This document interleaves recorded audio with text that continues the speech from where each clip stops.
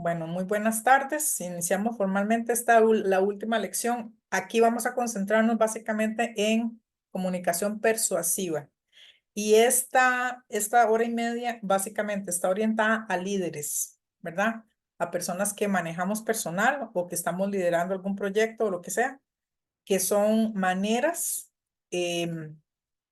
basadas en PNL en la que yo puedo influir de manera positiva en la gente para que suena feo decir que hagan lo que yo quiera, pero básicamente es para que hagan lo que yo quiera, ¿verdad? Desde el punto de vista de la persuasión y no de la manipulación, que eso lo vamos a ver también, que hay una gran diferencia. Entonces vamos a empezar y me dicen cuando están viendo la pantalla, por favor.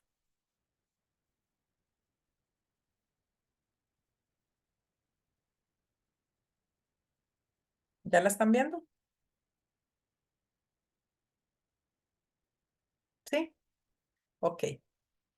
Esta presentación nació en una colaboración que yo hice con Mariluz eh, en una capacitación que ella hizo para líderes. Entonces, está muy enfocada precisamente a la persuasión hacia un grupo de personas, al personal, ¿verdad?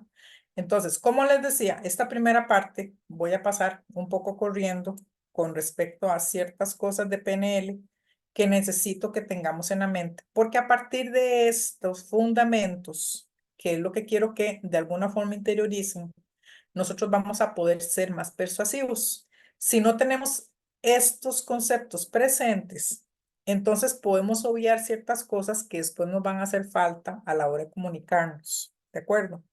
Es muy importante que entendamos que la PNL es una serie de herramientas que nacen de la neurociencia y que la neurociencia lo que nos dice es que nosotros percibimos dependiendo de los filtros y del mapa mental que yo tenga en mi cabeza.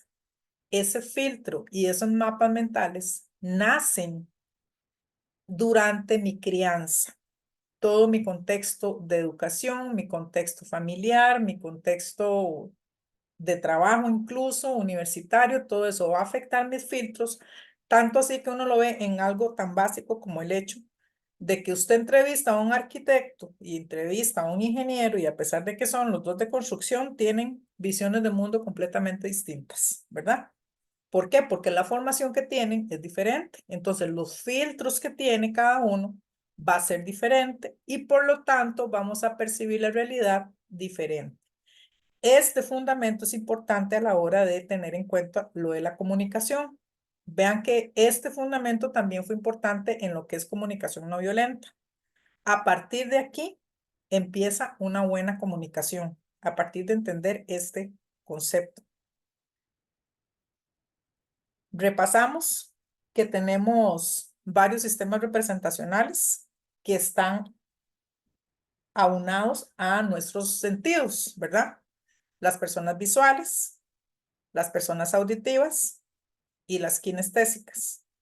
Dependiendo de cómo yo reciba mejor la información, ahí yo me voy a dar cuenta cuál es la forma en la que yo aprendo.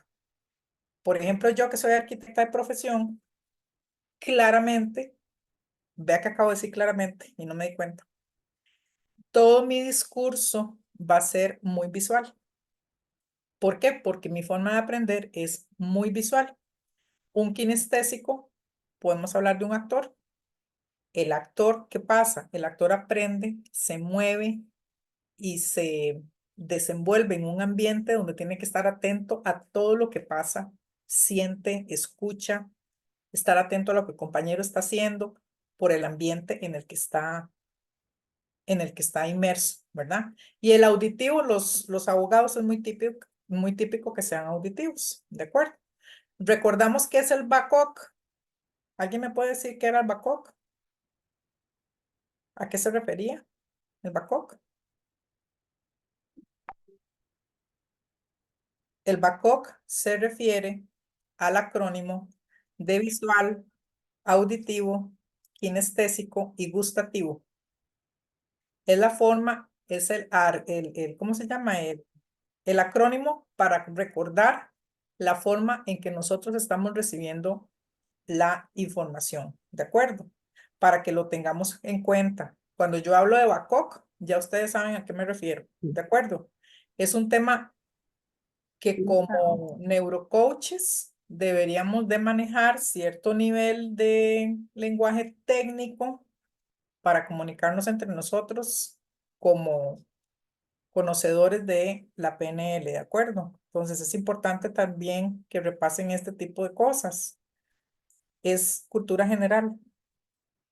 Habíamos visto en algún momento, y eso pueden repasarlo en las lecciones anteriores, las conductas observables de cada uno de nuestros sistemas representacionales, que eso nos va a dar mucha pista para la hora de comunicarnos junto con el rapport, ¿verdad? Vean que estoy rapidísimo con esto porque se supone que eso ya lo vimos.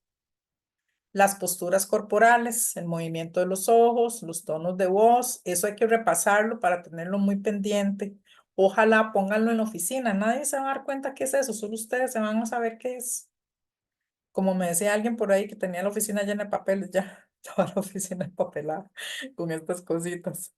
Ok, ya hicimos en algún momento ok. Ahora sí empezamos. Vamos a entender que la comunicación persuasiva, aparte de todo lo que ya hemos visto base de PNL, y eso quiero que quede clarísimo, tenemos que saber que según la neurociencia, porque todo esto es neurociencia, nada de esto es fortuito. Los seres humanos tenemos 3 cerebros distintos en nuestra mente. Nosotros funcionamos desde 3 cerebros distintos y ahora ustedes se van a dar cuenta por qué es importante este dato. El reptiliano, el límbico y el neocórtex. Esto también lo hemos visto con un poquito más de tranquilidad en otras lecciones, pero es importante porque lo voy a traer a colación aquí y ahorita me van a entender por qué. Habíamos hablado, y creo que Marta se acuerda, de que habían varias formas en las que yo podía también leer a una persona. Yo uso el enneagrama y uso el DISC. ¿Se acuerda, Marta, que habíamos estado hablando un poco de eso? Ok. ¿Por qué es importante? Porque en la medida en la que yo logro leer ciertas conductas, ciertas actitudes, yo voy a poder saber cómo comunicarme con esa persona. Entonces, si yo sé que es una persona muy mental, si yo sé que es una persona que es más bien más reactiva o que es una persona muy emocional, ya yo voy a tener la capacidad de gestionar desde mi pensamiento y desde mi conducta cómo puedo lidiar con esa persona. Entonces, es muy importante que como neurocoaches exploremos cuál es la mejor metodología o cuál es el que nos sirve a nosotros mejor como para explorar a nuestros neurocoaches. Porque, por ejemplo, aquí hay gente, por ejemplo, la Master Ludi usa a Jung y usa los arquetipos. Entonces, ella, desde esa información que es muy de metodología esta, de psicología, ya se me olvidó el nombre. Bueno, whatever. El asunto es que ella tiene su método para analizar a las personas, ¿de acuerdo? Entonces, Master Ludi usa, por ejemplo, esa, Gestalt, de la psicología Gestalt. Ella usa mucho lo que tenga que ver con este psicólogo Jung. Entonces, ella aplica desde la psicología Gestalt, desde esta rama de la psicología, aplica su conocimiento de los arquetipos para analizar a coachee. ¿Por qué? Porque eso nos da una ventaja enorme. Podemos conocer cómo el coachee está sintiendo, cómo el coachee está pensando, cómo el coachee se está motivando, ¿de acuerdo? Entonces, pueden escoger el que ustedes quieran, pero sí yo les invito a que analicen las posibilidades. Yo, por ejemplo, el que a mí más me gusta es el del enagrama. Porque el enagrama, bueno, yo soy enagramista. El enagrama me permite a mí saber cuáles son las motivaciones de mi coachee. Me permite,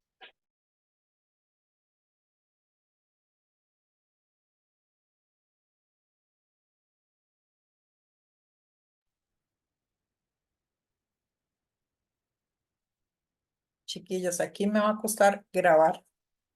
Voy a esperar a que venga. Tal vez alguno de ustedes me pueda ayudar porque vieras que a mí cada vez que me pongo a grabar Marta, usted me hace el favor, voy a detener un momentito y la pongo como coanfitriona y usted me graba.